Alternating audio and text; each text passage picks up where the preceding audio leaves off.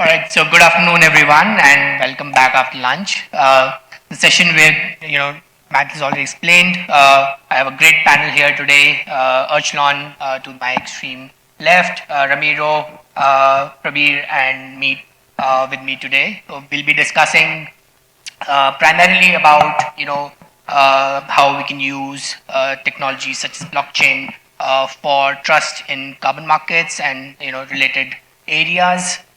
The idea of today's conversation, or the background to today's conversation, is that trust is a big gap when it comes to the carbon offset market, but also in general in the climate debate globally. Countries don't trust each other, in terms of who will go first, and whether or not if I do my bit, will the other people do their bit. There's trust deficit in projects which are being done, especially on the carbon offset side. There are trust issues. There are trust issues across the climate debate globally, and technology is and has been and will continue to bridge some of these trust issues. And those are some of the things that we'll discuss today in terms of use cases and specifics of how that is happening, especially with blockchain. With that, I'll first invite Meet, who has a presentation to make, I think. Meet, if you can do that now. Sure.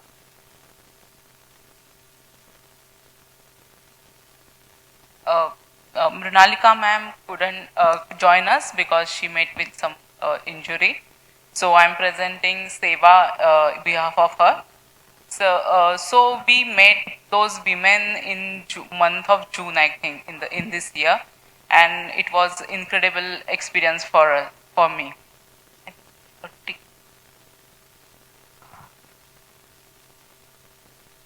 Yeah, Seva stands for Self-Employed Women's Association.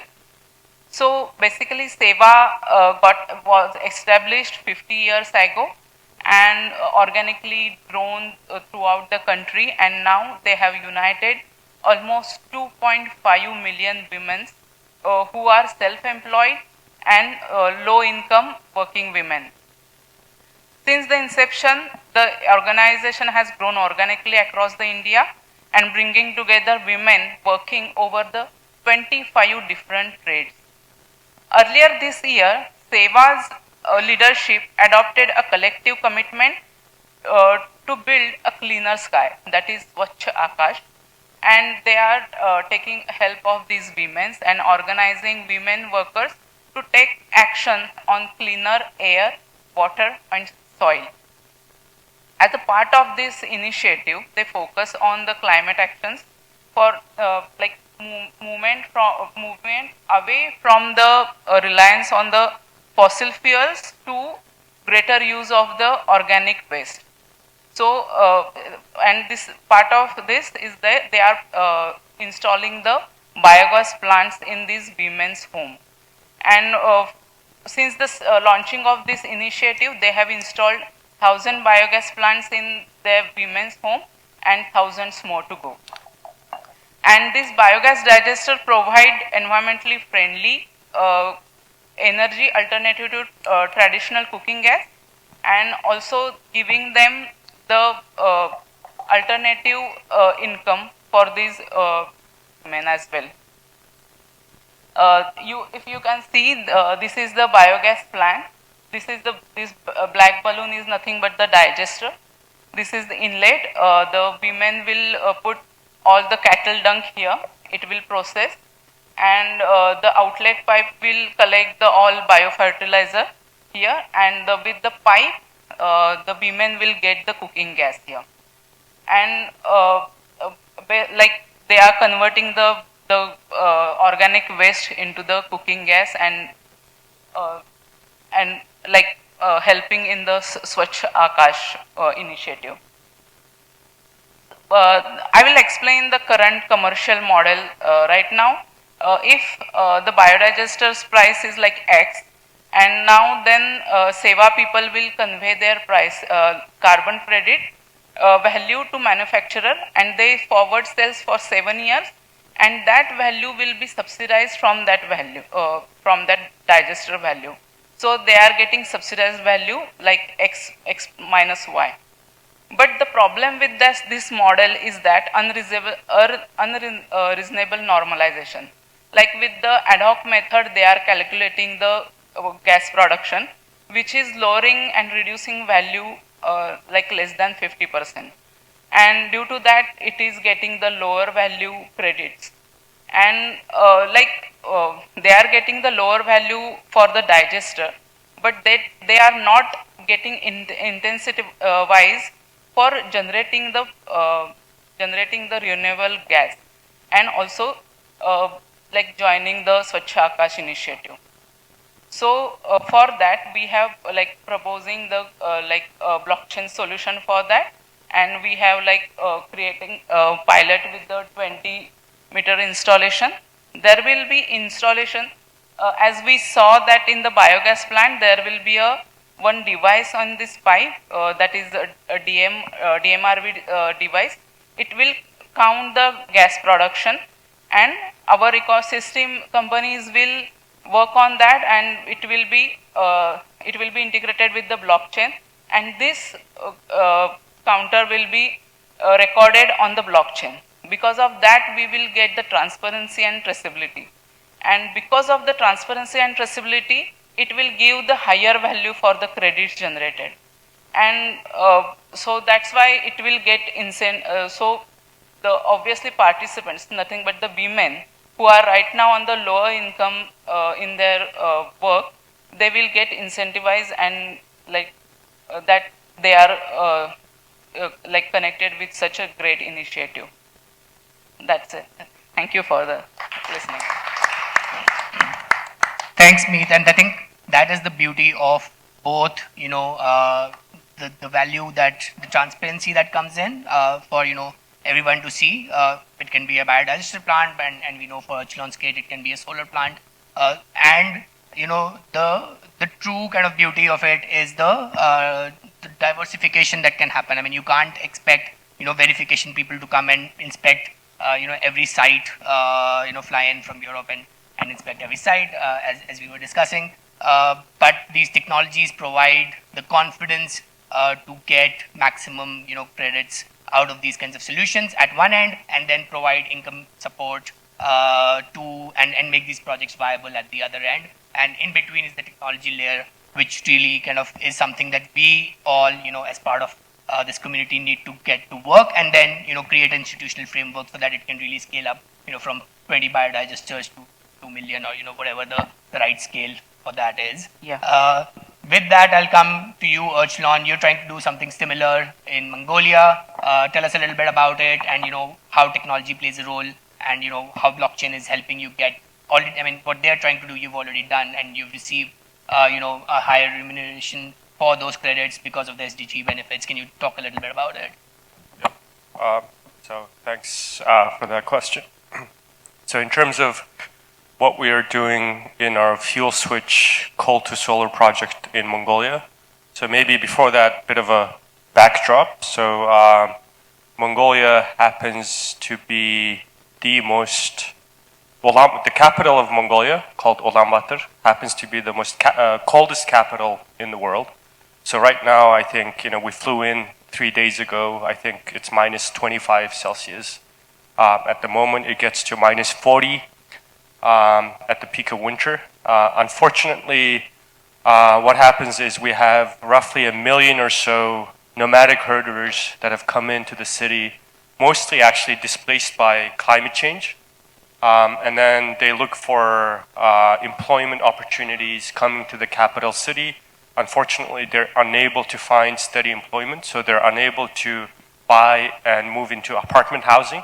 So they've had to rely on living in Mongolian traditional yurts, basically outside of the city. So we have 1 million or so people living in these yurts in minus 40 degrees. And what they have to do is they have to burn coal every minute of the day during 6 to 9 months to stay warm, to cook. And we wanted to see if we could change that using carbon financing and technology. And what we've been able to do is basically not too dissimilar to the technology that you've shown, is basically help families transition from coal stoves to solar panels, renewable energy-based systems, and electric stoves and electric heaters. And inside these units, we've installed smart meters, and we've built an AI engine that's basically able to do continuous monitoring against these families to see how much of the electricity they're using is coming from the solar panels, and then also ensure that there's no emissions happening within these, what we call the yurts. So I think, you see the photo. So on this one is, the family before making that switch. And then I think on the second photo, we have a family that's made that switch. And I think the great thing with this was really, so these are very low income families. They can't by themselves afford to install these systems and do the upfront purchase. And we've been able to basically, through our technology, verify that these emission reductions are happening every hour of the day and start creating carbon offsets, credits against them. And through the platform, these families have been able to sell their credits to the likes of EBRD, which is the European Bank for Reconstruction and Development, and to other corporates that are looking for localized high-impact carbon credits. And we've just done a first batch of the credits at $100 a ton, which I think is quite incredible. So there's a lot of SDG benefits associated with that, because actually I think more than sort of 50% of these populations are women sort of led households, etc., right? And we've seen the impact where people feel empowered to make that transition using carbon markets and carbon financing blended with technology in a very powerful way. Yeah. If you've not already drawn, or connected the dots, we are now moving towards, taking, as you mentioned, the polluter pays concept globally, right? So how do you get, developed countries and funds for climate action to flow from developed countries to developing countries? How do you get some of these emitters to start then, financing action, in areas where it's required by the local populations. So I think these are just kind of pilots and how blockchain is building trust for this to happen for the first time. These have been tried in the past with, traditional technologies, but it's been marred with controversy around all sorts of issues of double counting and just fraudulent claims to begin with. And that has somehow, with technology, with blockchain, is something that we can now detangle and move towards a trusted solution. And that's really powerful, because we need to make sure that this finance does flow from, rich world to the emerging world, from developed countries to developing countries, from emitters to the people who are, being marginalized due to the climate events and climate change. And that is the trust that these technologies are helping build. If we can now, go, a bit higher, maybe towards satellites and, Earth observation and, some of those areas, and how do we do this at scale? So Prabir, who's with us from Trust 01, you've been doing various kind of incredible things with technology, with digital MRV and, blockchain and sensors and remote monitoring to, take this action at a certain scale. Although, at the micro level, as I know from your organization, there are, hundreds of thousands of farmers who get involved on the ground, but then take the lens to the sky from the satellite and tell us how that works. Thank you, Jasprit. Thank you. See, we evolved from 2020 onwards, and right now we have got a mature technology. We are working on three things. We have got a Trust One chain, working on a complete sustainable supply chain traceability. Now the globe is going towards sustainability. European Union has come up with the first law of sustainable sourcing. So they focused into 7 things, 7 commodities, which are mainly forest dependent. So going further, the sourcing of these 7 commodities, rubber, cocoa, coffee, palm oil, then your animal or the livestock, wood, these are the things which should get into sustainability in a big way, saying that, yeah, you are not procuring from a non-deforested area. How do you prove that? The supply chain has to be mapped. Not only sustainability defines only on the prevalence of the forest, but again, what is that ethical procurement side? What about the farmer? How the lifestyle is getting changed with these things? So there is a bit of analytics also out there. So yes, Trust One Chain has evolved into that, and we have started mapping right now in 9 countries, including India, and we have started mapping on the rubber, cocoa, coffee, whole of the supply chain. This is one side on the tracing and measuring what is that carbon footprint you are creating. One side also how sustainably you are sourcing, proving that yes, it's a sustainability. Right now Europe is there, but going further, you'll be facing into the US, their own country regulation. Korea is coming up with a new regulation. So the world is moving towards sustainable sourcing and defining the sustainability maybe through a regulation. What we put it like that, there are 3 R's. Either you go abide by the regulation or you go abide by the reward mechanism. Yes, your sustainable tracing, sourcing is going to give you some sort of a higher premium, or the reputation matters, right? Brands like Coca-Cola or brands like big tire companies, they can't go against the forest, and you can't say that, okay, I'm deforesting and I'm creating certain values. No, you have to get into that sort of a reputational matter. So these are the 3 R's which matters in the future business. That's how we are defining first on the Trust One Chain and the complete traceability. Complete data provenance, everything is sitting in the blockchain at the end and providing with the immutability factor. That's the first thing what you are doing. The second product is our ESG reporting tool. Now there is a nice saying is that what you can't measure, you can't manage. What about that ESG or the carbon emission what you are doing as a corporate? So that's the measurement tool what you are providing. So the ESG, the way it is moving, it's moving from a annual balance sheet to a day-to-day regulatory, day-to-day monitoring efforts. So that's how our solution is providing a complete transparency on the ESG, giving you a complete way to analyze your ESG and target your ESG, and you match with your annual reduction plan on the carbon footprint. That's we are covering scope 1, scope 2, and scope 3 widely, and giving you the complete carbon footprint of the complete carbon footprint of corporates. So that's the second innovation what you have done. Third innovation what Preet was mentioning about the DMRV. So this is a interesting aspect. So MRV is transfer, measurement, reporting, and verification. D is transfer, digital. So what we have done, the climate actions, what you say is the measurement of the carbon credit. So, Mohita, sorry. Preet put us a nice factor saying that the carbon counting or the carbon footprint measurement has gone up by 50%. See what is happening on the traditional methodology, absence of any kind of a digital measurement, any kind of a sensors, 50 to 55% of your carbon credit get wiped out, or they don't account for that. Now, there is the technology play where we are putting the sensors are capturing the data, we are getting into the real-time observation and monitoring of how much carbon footprint you are creating. Thus, 12 carbon credit in a year is moving up to 24. Let's forget about the 2 or 4.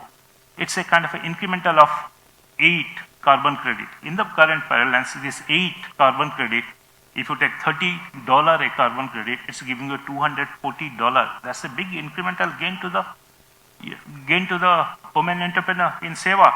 And you just think it of. In no time, in 2.5 years, the whole project is going to get payback. Now, that's the value addition what you are trying to do. So, digital play, providing with the provenance data, then you are getting into the blockchain, providing the complete immutability. That's the way the things are transforming. And that's the way what a tech company like us, Trust One, what do we say? We are defining the things. Right now, yes, we started in 2019, but again, by 2023, we have got a global play. That's it. Thank you. And to continue that train of thought, of course, we're now seeing how this is happening at the ground level, how this is getting accumulated through technology solutions at a large scale, and your colleague was mentioning several 100,000 farmers that are already working with you in this space. But where does it all start from? It starts from the politics of it, right? How do you create political rules, global political rules on some of these frameworks which enable all of this to happen, create carbon markets, to create polluter pays policies to make sure that carbon is taxed. So that is all, something which is happening at the national and, regional level in Europe and other places, but ultimately it will only work in its true sense when it's happening on the global level, right? And for it to happen on a global level, there needs to be a political, motive for these global leaders to come together and do it. And that comes down to individual, for us as, voters and, as citizens, to put that pressure on our politicians to say this is something that we need to head towards globally. And Romero, I think you're doing something in that direction, maybe not to the full extent of it, but at least, making the consumer aware of what their emissions are and, how that plays into this big picture.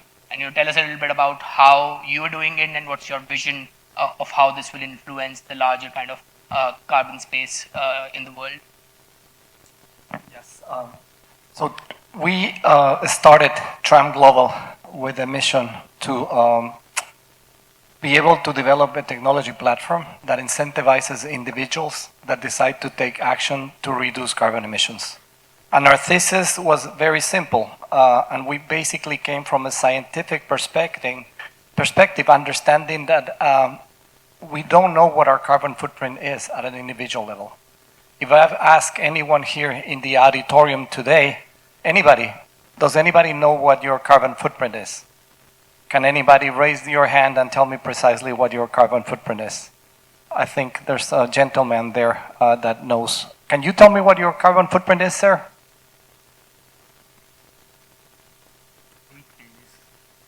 8?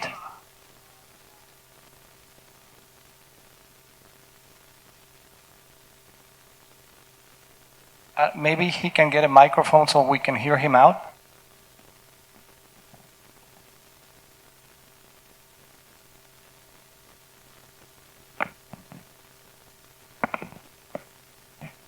Hi, good afternoon all. I'm Alok Joshi. I'm part of Accenture Strategy and Consulting. With regards to the question on the carbon footprint, my carbon footprint is around 8 to 10 kgs CO2 per month. And this I tell based upon the ESG reporting tool which our firm has incorporated within its internal systems. And we are required to enter our daily consumption aspects, let's say the kind of diet we consume, the number of kilometers we travel on a daily basis, and the kind of, let's say, our additional requirements, let's say use of paper or probably other plastic and other products as well. So it kind of gives an overview or probably a ballpark number that acts as our carbon footprint. So that is this initiative that has been pioneered by our firm recently. So that's why I've been able to calculate and let know my carbon footprint. Thank you very much for sharing that. So there's a few elements to what you just shared with all of us today. One is that you just mentioned it's an approximation. And that approximation was generated by your input, meaning that in an analog way, yourself decided to provide that input to that analog calculator that basically generated an output that is telling you an approximation of what your carbon footprint could be. And this is one person in the entire auditorium today in a conference that is meant to be generating awareness for impact. One person that has a level of awareness that has been using an analog calculator to be able to understand what his potential carbon footprint could be. And it means that even though it is a very positive action, it is inexact because it depends on an analog process and it depends on your willingness to be honest, to provide that output, that input that generated that approximation for you. So where we come from is from the fact that if we want to make a real change, our thesis is that as all of us individuals, 8 billion people in the world, we need to be part of the carbon reduction economy. That's what we believe in. And we believe there's an enormous opportunity to generate value out of that process at different elements of different parts of society. Because if we don't take action as individuals, we don't believe that the major change is going to happen. Because all those industries and even governments that we're basically looking at to generate the change, they depend on our decisions. We are the ones that decide What kind of vehicles do we want to drive? What kind of products do we want to buy? What kind of food do we want to eat? We are taking those decisions. Industry is not taking the decisions for us as consumers, which means that there's enormous opportunities for technologies like blockchain to be able to catalyze on those specific actions. And that's what we do. We started with transportation, which is something that we have been part of for many, many years. And we basically identified that there's a huge opportunity within transportation that accounts for more or less 1/3 of carbon emissions globally.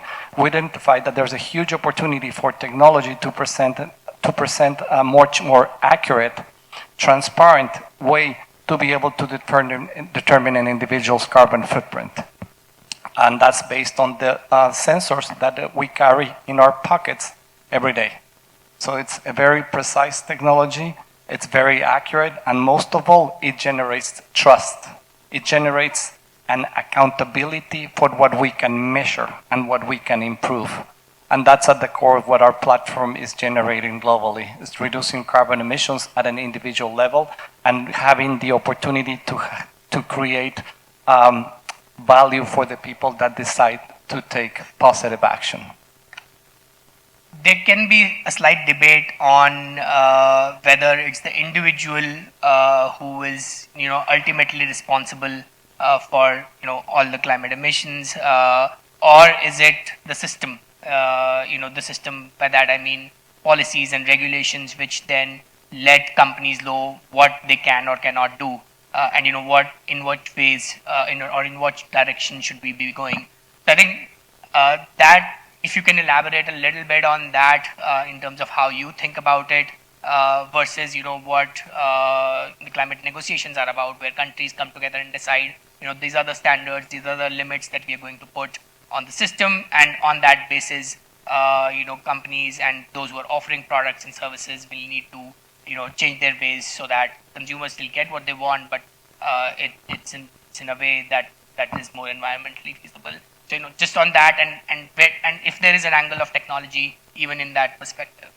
So we believe that this is more of a societal challenge than a technological one.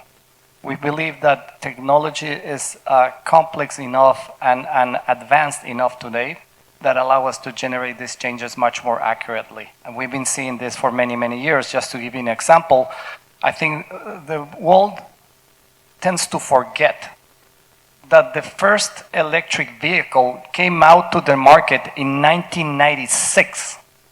General Motors produced 1,000 EV1 vehicles in 1996. This is almost 27 years ago.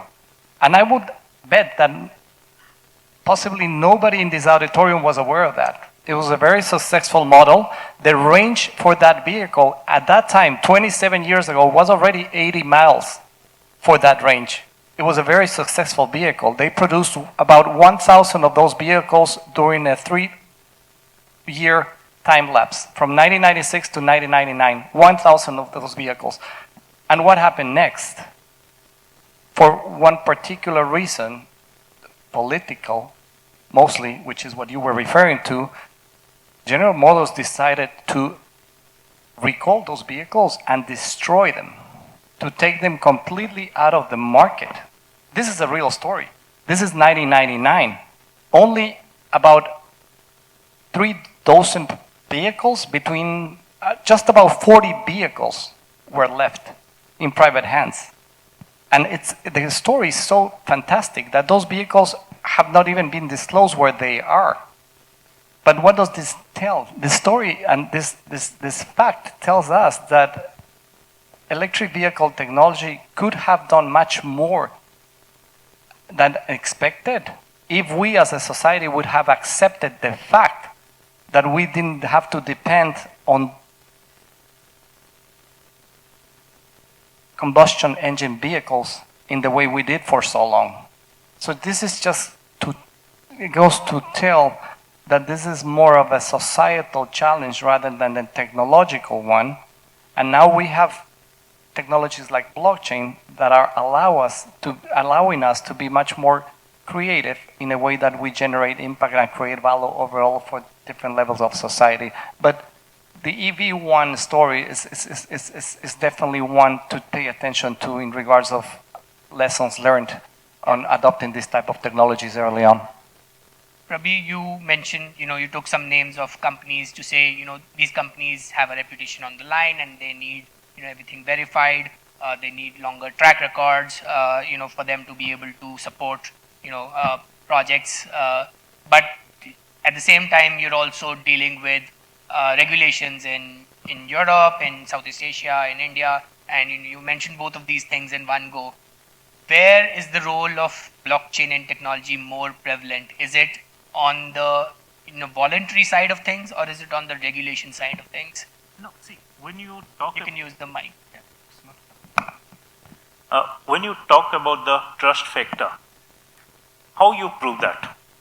The provenance is the origin. How you prove that? The supply chain. How you prove that? The connecting the dots. So these are the things where the blockchain is a must, right? We need to prove that these are the change of states, what we call it as in the blockchain parlance. Change of the states are getting hashed and recorded on the blockchain layer. To prove that, it becomes the easiest technology and cost-effective technology. That's the requirement, right? I can say Coca-Cola, sorry, I no way mean to something, to the brand, is a sponsoring COP28. Okay, it was COP27 last year, they sponsored, and they say that we are working towards sustainability. But again, you have to prove that how much water recharge facility you have created.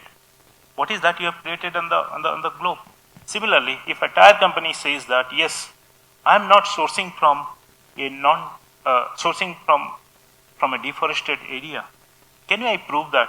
Can I take the data to the last 10 years and show that, yes, these areas where I'm procuring, these are not, even if you see the 10 years history, it's not a kind of the land use or land classification, what we call as LULC, is not that it's coming from a forested area. Okay, so these are the things where we need to prove the provenance, when we need to prove the connectivity, when we need to prove the authenticity, you need the blockchain. This is the easiest technology what we have got. There is a use of blockchain out here. But is it a panacea? Like, can it solve all the problems of, say, a carbon market or any other thing, or is it a part of the solution? No. So, for example, there is still physical verification which might be required to prove that whatever plantation you say has taken place, or if I've planted something here, I've not cut something else somewhere else. Like, is there a role for of course, we can do it even through sensors and satellite data and other things. But like, is blockchain and some of these technologies, are they enough, or do we still need to rely on people flying from Europe and seeing it on the ground and saying that we verify it? And where do we stand today? So that's a nice question. So a couple of days before, I was just deliberating on this idea. Blockchain is not going to solve all the problem of the world. Let's not take it everything that it can be solved. Still, you require something. But again, there is a strong use case of blockchain to save on the cost. So save on those flights to come to Singapore or go to Indonesia and find out that whether physical activity is there. So that can be avoided. That can be avoided. But again, as you say, it's not that 100% problem can be solved. At least there is an attempt, and we can solve around 30 to 40% of the problem using blockchain, and that's the biggest step out here. Yeah, I'll now come to you, Meet, and you've deployed these biogas digesters. Based on this conversation also that you've heard today, how optimistic are you that this can be scaled up considerably, and what role will technology and especially blockchain play in it? Obviously, technology will help to help these. I will give the example. When we were at the Seva, we were explaining them the carbon credits and carbon footprints, and how they are gonna like create the carbon credits, and how we are gonna sell them. And they like summarized in a simple way that the even though companies are providing some services, but they are doing wrong deeds, and they are paying us for doing good deed. And yeah, In fact, if I add that thing out here, see, this when we talk about that, we say that these are the illiterate village women. No, it's a very strong notion out here. They know what they know. They know that blockchain is using a complete transparency of that thing. See, right now, whenever they are acquiring around 12 carbon credit, and what the technology is going to differentiate, they know that. They want, see, even the farmer wants the complete transparency, whatever he is delivering. Who is in that ecosystem taking on that thing? So that's a kind of a greater belief is coming. So technology connecting to the grassroots, connecting to the bottom of the pyramid, that's a remarkable change is happening not only in India, globally. If I can take that to Ajlan again, and you're doing this at at a small scale for now, but how do you envisage this technology to really scale up, even within your own company? How big do you think this can get? Is it like a 100x multiplier or a 1000x multiplier? What's the real kind of where do you see this going? Yeah, I think for us, there's two pieces. One, I think, as you said, there's the technological piece, which I believe can be addressed. I think the technologies that we have are, when you look at the stuff that we're able to do, you look at the evolution of the iPhone camera in the last 5 years, right? It's pretty remarkable what we're able to do. So there's this, that's embedded systems, IoT, remote sensing, drones, satellite imagery. It's all of that is there, right? I think where blockchain comes in for me is around the social engineering part. And that's the most difficult thing, is how do we restructure and re-engineer society in a way that I think makes us understand that having a habitable environment is a good thing, right? It can have long-term, when we talk about the double bottom line, the triple bottom line, etc., right? And that's where I think we really see the power of technologies like blockchain, where we're helping people who were originally sort of victims of climate change. And that's the tragic thing about climate change, is that the people that it affects the most and first are the more disadvantaged, the more low-income households and families, right?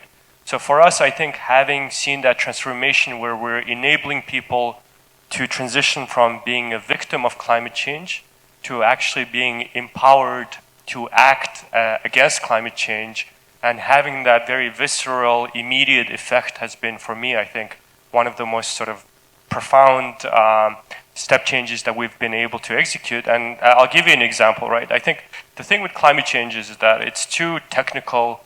We talk about scope 1, 2, 3, and then you sit for a 2-hour session with these families to help them understand. I don't know whether or not we need to go through that, to be honest. I think, we've tried it with the stick, and I think the stick, we can't sort of, people don't understand what the stick is, or it's too far away in the future. And now I think, the approach that we have is let's try the carrot, right? And for us, that's been a monumental shift where we, on an everyday basis, we show our households, this is how much carbon credits you've generated based on your activity, and based on how much they've taken care of their panels, how well they washed them, etc., it fluctuates. So in the beginning, they didn't understand, and then we start getting calls like, why did I produce, 20% less carbon credits today? What does that mean in terms of my finances at the end of the month? And we tell them, this is what happens. There was snow or dust on your solar panels. We've seen the efficiency go down, so if you wash them, etc., right? So having that direct relationship between their pockets and the emission reductions that they're producing in a very, very direct, immutable way, I think for us that's been a very powerful approach. And we're testing the technology in Mongolia. We've been asked to test it by the government of Kyrgyzstan. We're partnering with the UNDP to scale this. We've been approached from Nigeria, so Southeast Asia, Philippines. So the applications are all there. And then how do you combine that technological element with the social engineering element in a way that's just practical and then common sense? I think that's the most effective approach. So I would say it's very scalable. Yeah, and that also brings out the benefit of decentralization, which Web3 and blockchain comes out. But it's also scalable, to the level that you are doing today, but I'm assuming that can also go up 100x, 1000x, right? Once it's kind of adopted at scale. So last comment, Romero, to you. How do you sum up the conversation on where technology overall and blockchain in particular are going to take the climate discussion overall, how people can get involved, and how governments and policies can be made, and how do we really look at technology changing the paradigm from a status quo? Well, blockchain is the key enabler to be able to transfer capital from the people and individuals that are taking action, towards a more sustainable planet versus those that don't. And I think that blockchain is definitely that catalyzer, that enabler, to be able to compensate people for their positive actions towards a much sustainable planet. And there's plenty of ways to do that. We're starting with transportation. Our platform is focused on transportation currently, but there's plenty of other elements that can be added, other layers that can be added. And blockchain is the catalyzer for all of that to be able to scale globally. And will it happen organically, or do we need governments to step in? We need everybody to step in. I think it has to happen at scale for people to get behind this. I always say something that I take an example from younger generations, which unfortunately we don't have many younger generations represented in here, but we always have a tendency to believe that younger generations are the ones that are going to take action and the ones that are going to change the way they live towards a better planet, and we're not seeing much of that. And our platform is present in several countries, Japan, Spain, Mexico, Colombia, Ecuador, Chile, US, India, obviously. But we don't really see younger generations getting behind a different form of life towards a much sustainable planet. And I think we're taking that for granted. And blockchain and any other technology that is being adopted at scale from younger generations should present for that opportunity. I think we need to look at younger generations more seriously, and I don't think we need to take them for granted. I really think that we need to be more creative to try to bring them into the equation. I think there's plenty of opportunity to do that and think about how to do that more effectively. Yeah, and I'll latch on to what you said earlier, which is that, for this capital flow to happen from the polluters to the people who are taking action, blockchain is a key enabler. We and everyone needs to get involved, individuals, society, everyone in this room, governments, and, use technology to the maximum of its potential to get there. With that, we'll close this session. Thank you to the panel for their insights. Thank you.